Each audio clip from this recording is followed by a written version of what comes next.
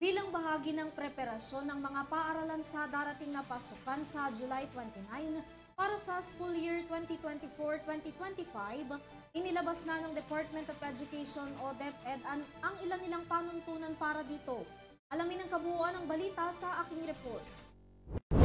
Sa ilalim ng Department Order No. 33 na inilabas ng DepEd, 6 na araw isasagawa ang Brigada Eskwela sa mga paaralan mula July 22 hanggang July 27, 2024.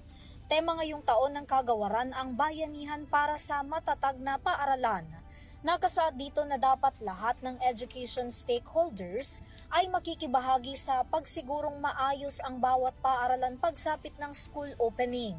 Inaanyayahan din na makiisa dito ang mga guro, magulang, student volunteers, private individuals, non-government organization at iba pa upang tumulong sa paglilinis at pagsasaayos ng ilang kagamitan. Samantala, magaganap naman ang kick-off ceremony ng National Brigada Eskwela sa July 17 sa Carmen National High School.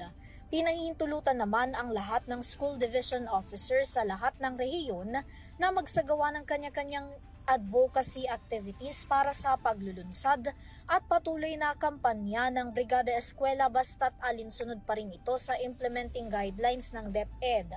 Kabilang dito ang mahigpit na paalala ng DepEd na hindi dapat hihingi ng anumang solicitation mula sa mga magulang at estudyante para sa pagpapaayos ng mga classroom para sa brigada. Sabi ng kagawaran ng edukasyon, dapat na maging simple at payak ang paglulunsad ng School Maintenance Week gaya na lang noong nakaraang taon. Para sa UrTV News, Vanessa Cleofas, sumasaludo sa bawat Pilipino.